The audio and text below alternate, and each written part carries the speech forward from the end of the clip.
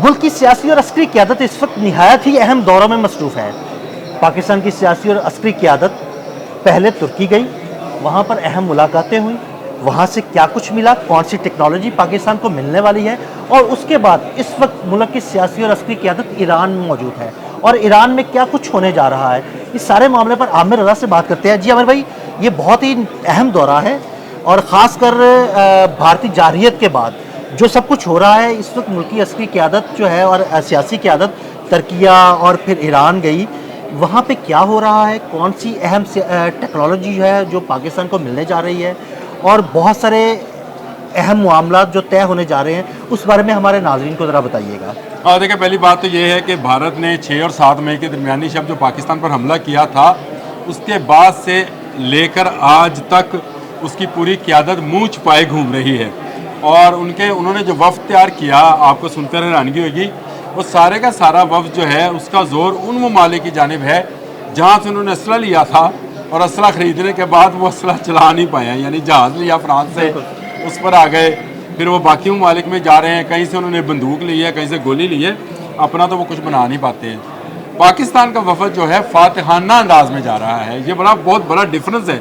अगर आप इसको ये समझे सफारती सतह पर इसकी लैंग्वेज को समझ सकें, तो पाकिस्तान के प्राइम मिनिस्टर, पाकिस्तान के वज़ीर दाखिला, पाकिस्तान के नायब वज़ीर आज़म, वज़ीर ख़ारजा और फील्ड मार्शल हाफिज़ आसिम मुनीर जो हैं फातिहाना अंदाज में उन दोस्त ममालिक के पास जा रहे हैं जिन्होंने हमारी मदद की इसको भारत को शिकस्त देने में, इसके मज़मूम मकासद को शिकस्त देने में। उसमें सबसे पहला नंबर जो था वो तुर्की का था, और तुर्की में मैं बता चुका पहले भी, लेकिन दोबारा बता देता हूँ कि सबसे बड़ा अस्करी अलाए चीन के बाद अगर कोई दूसरा मुल्क बनने जा रहा है तो वो तुर्की है, क्योंकि तुर्की के पास नेटो की टेक्नोलॉजी है। नेटो के जितने ममालिक हैं उन सब की टेक्नोलॉजी का अगर आप एक जगह पर मुजाहरा देखना चाहें तो वो तुर्की है, और तुर्की ने बहुत ज़्यादा तरक्की कर ली वेपन्स बनाने में, असला बनाने में, जहाज़ बनाने में। F-16 वो खुद बना रहा है, उसका कान एरोप्लेन का जो मंसूबा है फाइटर प्लेन का, उसमें उसने पाकिस्तान को साथ शामिल कर लिया है। और इसके साथ साथ तुर्की के साथ हम एक बहरी बेरा जो त्यारा बरदार होगा और जिस पर ऐसे जहाज़ होंगे जिनमें पायलट्स नहीं होंगे, उसका मुआहदा है। अगर आपने ये मुआहदात की तफसील देखी हो तो पाकिस्तान बहरिया के साथ जो उन्होंने किया, तुर्क एरोस्पेस वालों ने MOU साइन किया है, और ये बड़ी बात है। और यहाँ से ये पूरे का पूरा वफ़द जो है ईरान आ गया है। ईरान में हमारे वज़ीर दाखिला जो हैं मोहसिन नकवी ने भी इनको ज्वाइन कर लिया है।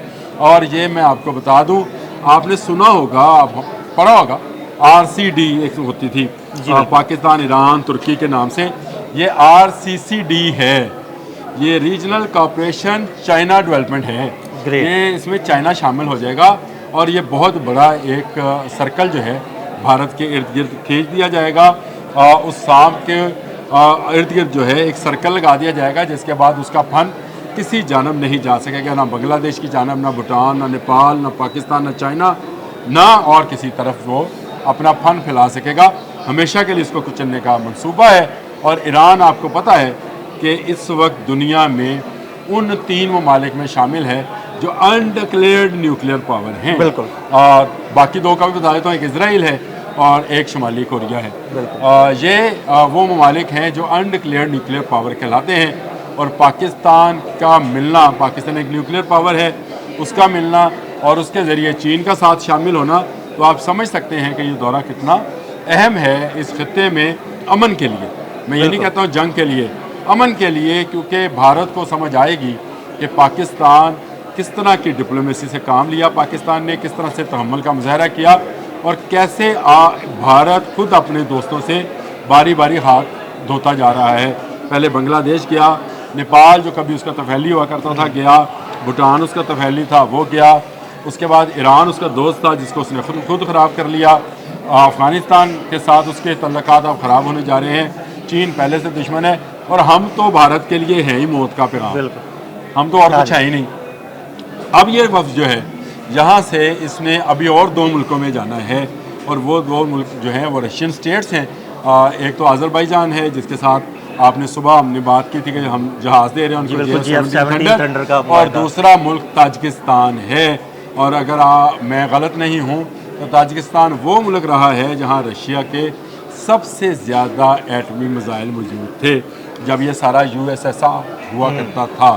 तो मैं ये समझता हूँ कि पाकिस्तान ना सिर्फ इस खित्ते में बल्कि पाकिस्तान ने जो दूसरा वफ़द तैयार किया है जिसकी क़यादत जो है बिलावल भुट्टो ज़रदारी सब कर रहे हैं, उसमें मुसद्दिक मलिक शामिल हैं और लोग भी शामिल हैं बहुत सारे पार्टीज़ के, वो वफ़द भी जाएगा।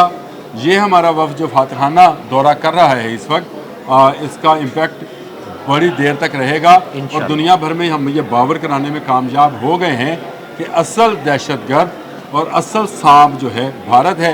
ये कभी बांग्लादेश में सर उठाता है, कभी बलूचिस्तान को डसने की कोशिश करता है, कभी नेपाल, कभी भूटान और कभी चीन के साथ इसके अख्तलाफात हैं। तो ये अब दुनिया को बावर हो गया और आहिस्ता आहिस्ता देखिएगा जो दुनिया इसको असला बेच भी रही थी वो भी इससे दूर हो जाएगी।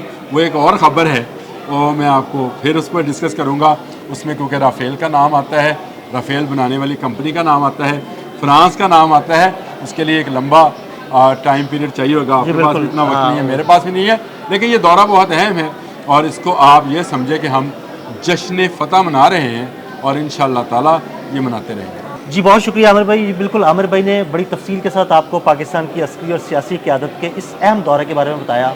अदील अहमद और आमिर रज़ा को इजाज़त दीजिएगा। अल्लाह हाफ़िज़।